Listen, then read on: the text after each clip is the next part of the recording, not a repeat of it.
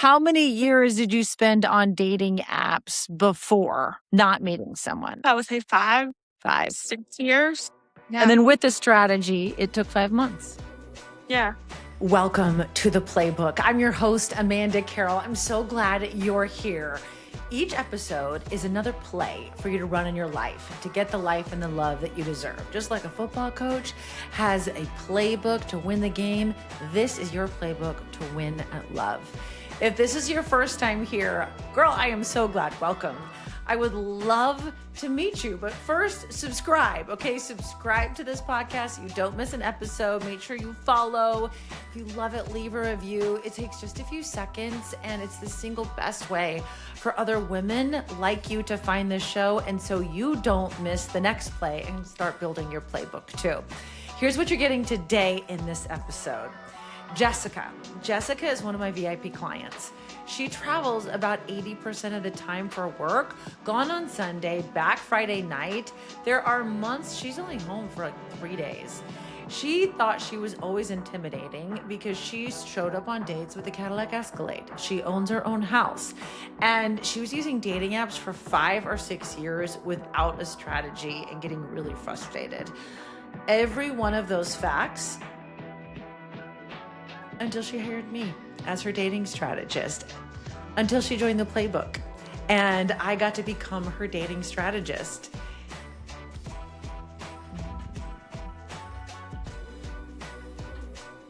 Jessica travels. Here's what you're getting today. You're going to meet one of my VIP clients, Jessica. She thought that dating would never work for her because she felt she was intimidating. She travels about 80% of the time. Here's what you're getting today. You're going to meet my VIP client, Jessica. Jessica travels about 80% of the time for work and felt that that was one of the main reasons why she was still single. She was gone on Sunday, back on Friday night. There are months she was only home for 3 days. She also felt like she was intimidating. She owns her own home. She shows up on her dates in her Cadillac Escalade, and she was using dating apps for probably 5 or 6 years. Every one of those facts was handed to her as the explanation for why she was single. Too busy, too much, too intimidating. That was the wrong diagnosis. It always is. She didn't shrink her life. When she decided to join the playbook and hired me as her dating strategist, she changed her approach, and she's sharing it all with you right now. 10 months ago, she joined the playbook. 5 months ago, she got into a committed relationship with a man who is as intentional with his time as she is with hers, and he's not at all intimidated by her Escalade. Wow, 6 years. And then it all worked in 5 months. The difference wasn't a better man pool. It was just a better strategy. And that's exactly what I'm teaching live for free coming up in the game plan. How to stop wasting years on the wrong man and start dating with a strategy. If Jessica's 6 years sounds familiar, this is the training that is built for you. The link to save your free seat is in the show notes. Check it out. Now here's Jessica on the reframe that got her back on the apps without dreading it, the first date she almost walked away from, and the boundary work that didn't just fix her dating life. The play we're running today is one word, and it is hers: intentional. You met an incredible partner. So you've been in a relationship now for how long? I would say March, probably. Yeah. We're recording this in August. So we're 5 months into a relationship after probably 6 to 8 months worth of coaching in the High Value Women's Collective. I'm curious, before we started working together, tell me a little bit about dating life and challenges. How was that impacting your life? What dating life? I would say basically there really wasn't most of the time because of my work schedule, because of my travel schedule. It was most guys would be intimidated and turn away. Or when they find out I'm going to be gone on Sunday, back on Friday night, when am I going to see you kind of thing, it was not existent. I would lose them very early in the game. Or the ones that would stick around would bother me, would constantly message me at work like 50 times a day. I don't have time for that. So I would ignore them. Dating life prior to Amanda wasn't really existent. It was more frustrating. It was me getting on an app, getting off of the app, going out into the wild, doing things in the wild, finding someone. We connect, or randomly sitting beside a stranger on the plane, randomly connect, and just really getting adult friendship out of the deal. And there would be nothing happening. So until Amanda came along. So I always say that a limiting belief is only limiting if we allow it. And what I love about you is like, you didn't allow it. You're like, okay, so I travel 80% of the time, but I still want a relationship and I want to be able to find someone. You know, I know your goal is to get married. Your goal is to have kids. I want to find my person in my hometown. And I'm like, well, I think we can do it. Even with 80% travel. That's what, and you're like, okay, I think we can too. So you didn't allow, though, that limiting belief to stop you, which was pretty amazing. I feel like I've had to overcome that. I always have had obstacles thrown at my way. Another thing that I also feel like you overcame in dating, which is so many women feel like, is you felt that you were intimidating to men, not just because of your career. One thing was because of the car you drove. That's like, again, that's like a thing that a lot of my clients have said. I remember you're like, well, I drive an Escalade, and sometimes that's intimidating. Do you really think that that was real, or was that a limiting belief? You know, I think prior to you, I think possibly prior, because when you go on a date, you show up in this Cadillac and you say, hey, I just left my house, and you have this big 3-bedroom, 2.5-bath house in a great community. Prior to you, yes. But looking back, I think now it's more, I was just weeding them out. It's not about what I drive or how big my house is, or it's really not that. Since when should women feel bad about ourselves for being sound financially? Since when should we feel bad that we own our own home? Men our age don't feel that way. Since when should we feel bad about ourselves for driving a nice, reliable, great car? Men don't feel that way. I'm on a mission to undo that line of thinking, because I do agree with you. It's just, if someone's intimidated, then good. That means they're not your partner. That's okay. That's completely okay. So you'll keep saying, like, before Amanda coachings. Can you describe maybe one of the moments when you realized, wait a second, dating life is going to change for the better while you were getting some coaching? I think when you turned it into friends, it made it a little bit more comfortable for me. Or like just going on a date. Oh no, you're just making friends. That's literally like, I would get ready. Oh, I don't want to do this. And then I would just be, okay, I'm just making friends. I'm just making friends. It's okay. Okay. That makes sense, because one of the very beginning things that I teach my clients in the collective and in my program called the Playbook is, first, I want you to just go out and make a bunch of friends on the dating app. Just swipe and make friends, because really that's who we want to end up with someone that is a really good friend. That's who we want to spend our life with. And I felt like that really takes the pressure off of every right swipe or left swipe going, is this going to be my husband? Instead, just be like, yeah, he could be a friend. So how did that mentality change the way you date? I think for me, because like I would get on the apps and go, oh God, swipe. Oh no, oh no, oh no. I'm like, oh, is this going to change? I think whenever I turned the switch of, he could be a good friend, I was like, I can do this now. So you didn't want to say yes to just any date. You were selective on which dates you said yes to? Yeah. Once I started putting more value in myself, and I started making myself look presentable, regardless if I wanted to or not. Even if I wore yoga pants at the airport, at least do my face and my hair. That's when the shift changed. And then I feel like that's also when like I've started even developing more healthier boundaries. So you went through the playbook, you showed up in our online community, like you put in the work, you made the changes that you needed to do. Was having access to all of that the stuff that gave you more confidence? I would say, yeah, the examples.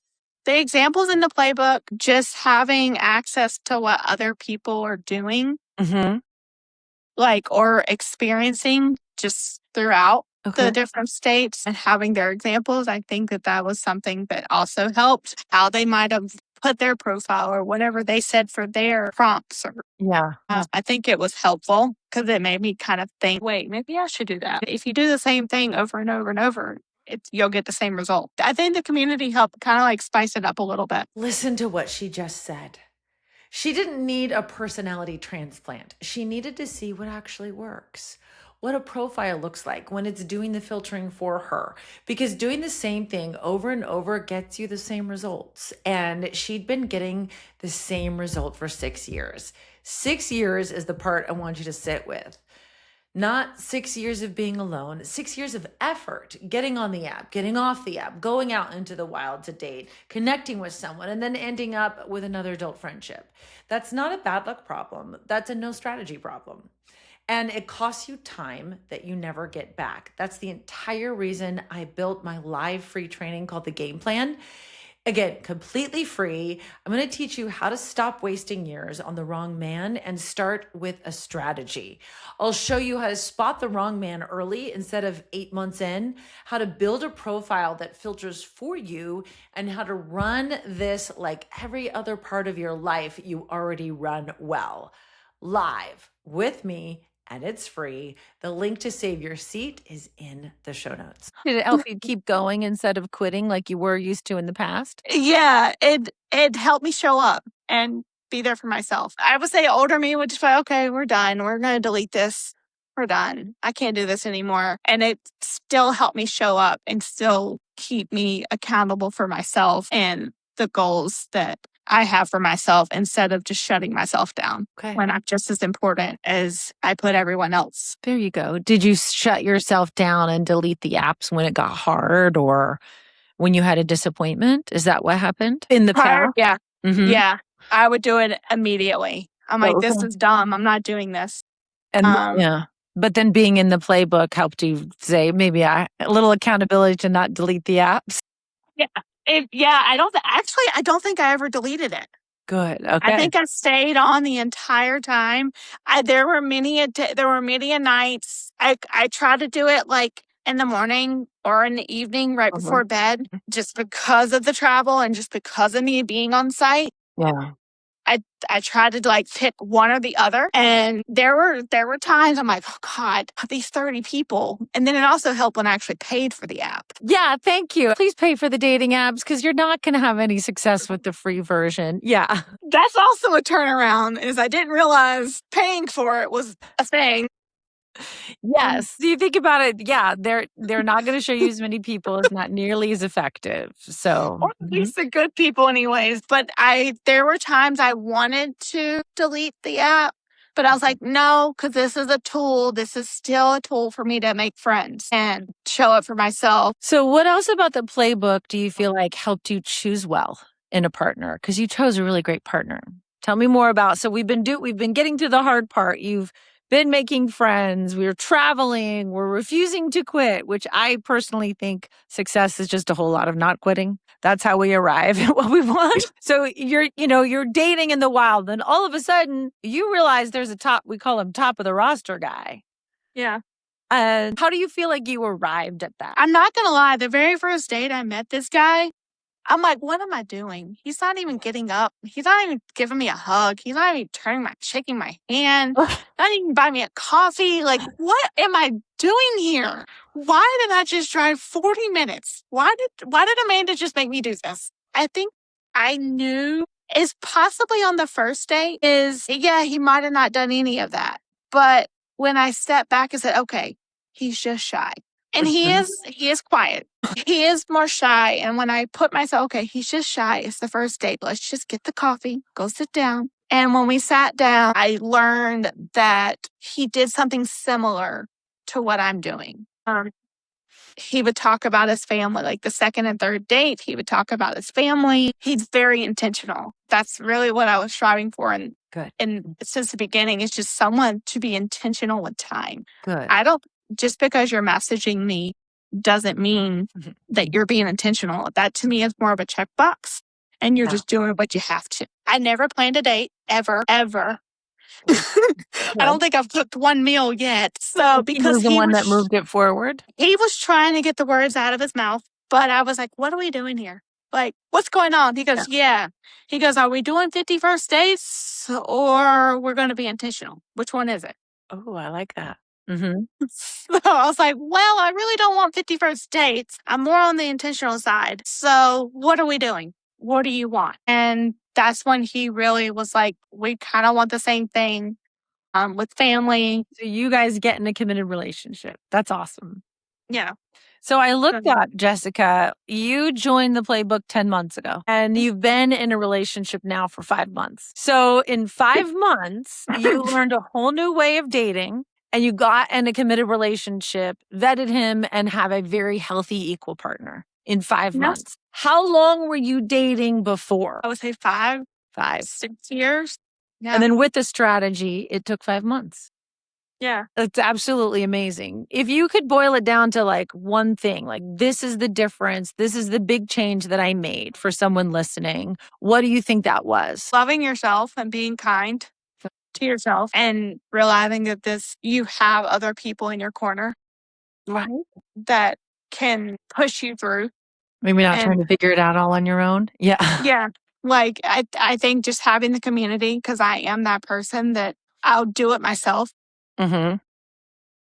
and I will hide until I can figure it out myself. Okay. But I think this really has taught me that being independent's great for a lot of things, but you do need to collaborate with other people and you do need the support of others Yeah. to get you through points in your life. I think so too. And I think for me, it took me a long time to learn that than I would like to admit. And I always say, use me as your cautionary tale. Younger single women, like there's an area of your life that you're like, I can't figure this out. Go find an expert, whether it's your finances, whether it's your fitness, whether it's your health, or I think I don't know why it is that the last thing we do is think we need help with choosing a partner. When really that is the most important decision we're going to make during our life is who we decide to spend it with. So if you're struggling, I think it makes sense to, join the playbook or go see a therapist or go do what you need to do, right?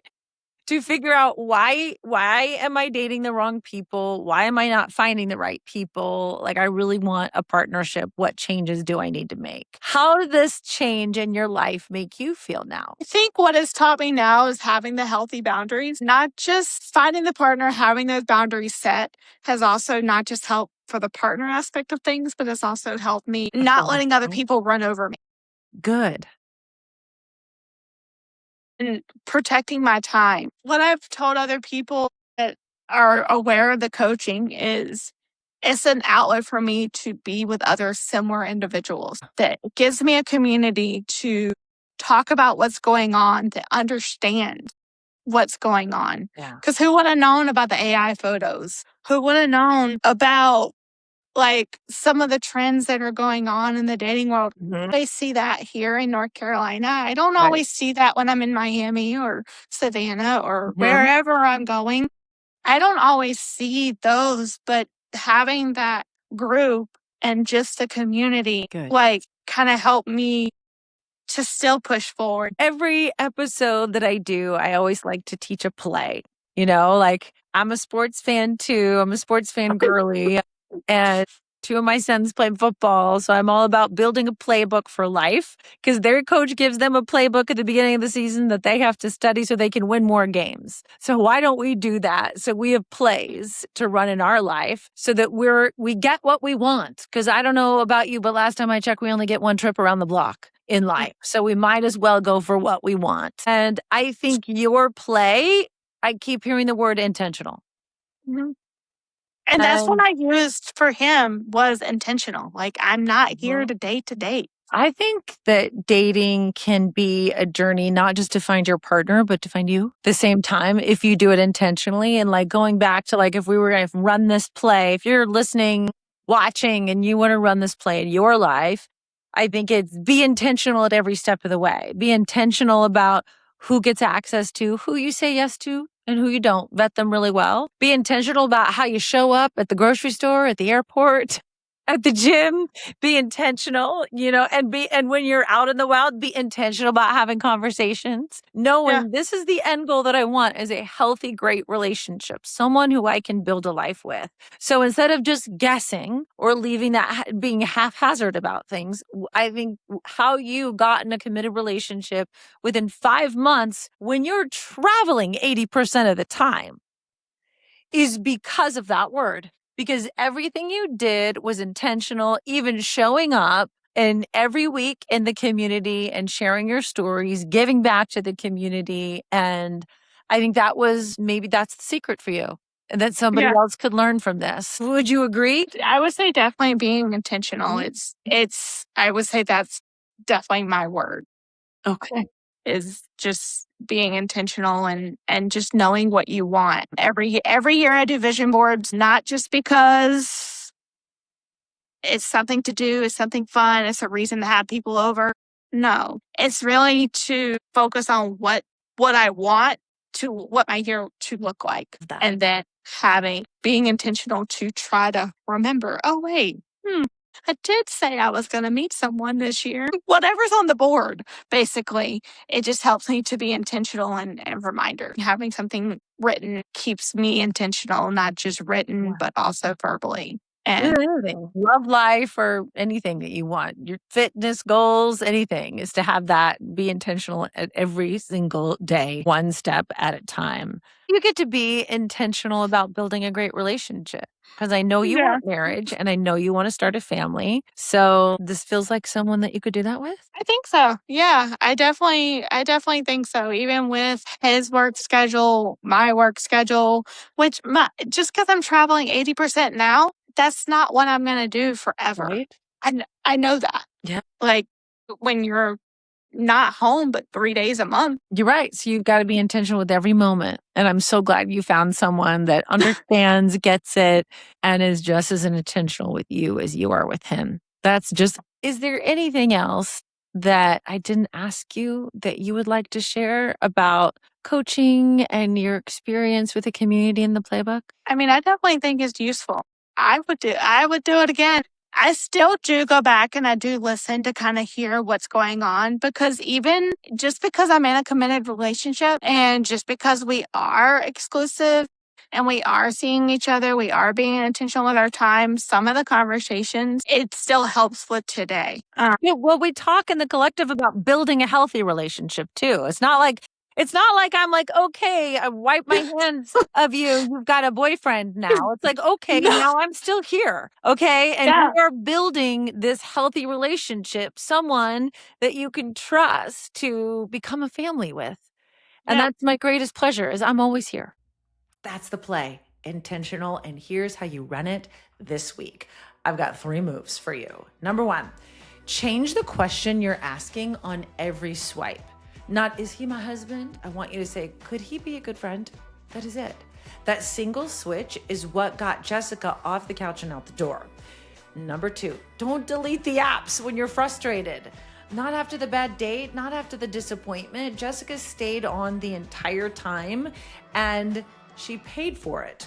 Okay, don't use the free version because a tool you keep deleting was never going to work. Success is just a series of not quitting. Okay, and I'm here with you. Number 3, be intentional about who gets access to you. Not everyone gets to slide into your DMs and gets a response from you. Really look into it. Look at the airport, at the gym, in your inbox. Messaging you is not the same thing as choosing you. So be intentional. If you know he's not a good fit just by looking at some photos, then don't waste your time and his time. Intentional with time is the standard. So glad you're here. If this episode landed, would you send it to one woman who you think really needs this too? You know, the one that keeps bringing the annoying boyfriend to the birthday party? You know exactly who she is. The one with the demanding job, maybe, who's been told she's too much, she's too busy, she's too intimidating, so she keeps quitting on dating. Send this to her. That's how she finds her way out. And that's how this show grows. And if you heard Jessica's 6 years and you felt something turn over in your stomach because you've done that math too, and you've never said it out loud, come to the game plan. It's my free live training, How to Stop Wasting Years on the Wrong Man and Start Dating with a Strategy. It's where I hand you the framework that Jessica ran to get in a committed relationship in 5 months while she was traveling 80% of the time. That link to save your free seat is in the show notes. Subscribe, follow, leave a review wherever you're listening, and I'll see you next week. Now go run the play.